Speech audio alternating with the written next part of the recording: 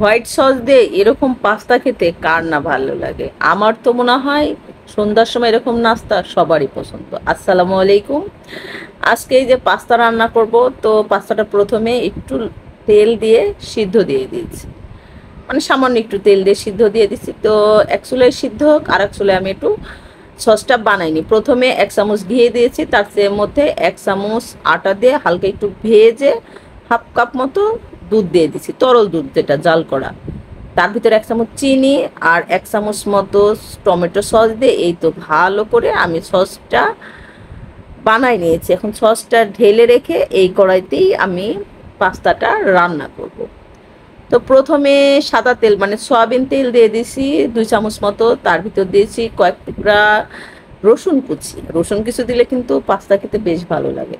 তার ভিতর একটা পেঁয়াজ কুচি, 2টা কাঁচামরিচ কুচি, আর এই তো হাফ টমেটো কুচি দিয়ে দিয়েছি।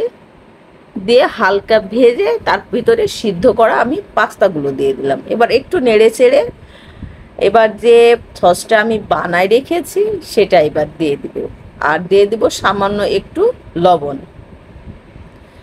এই মানে পাস্তাটা খেতে একটু ঝাল মিষ্টি লাগে, তো বেশ ভালো লাগে। আপনারা কিন্তু আমার রেসিপি ফলো করে একবার হলেও ট্রাই করে দেখবেন, বেশ ভালো লাগবে খেতে।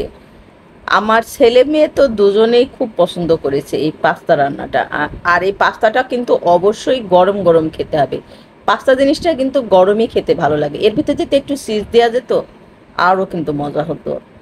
তো আমার ভিডিওটা কেমন লাগলো অবশ্যই কমেন্ট করবেন, যদি ভালো লাগে শেয়ার করবেন। আপনারা ভালো থাকুন, সুস্থ থাকুন। আল্লাহ হাফেজ। আসসালামু আলাইকুম।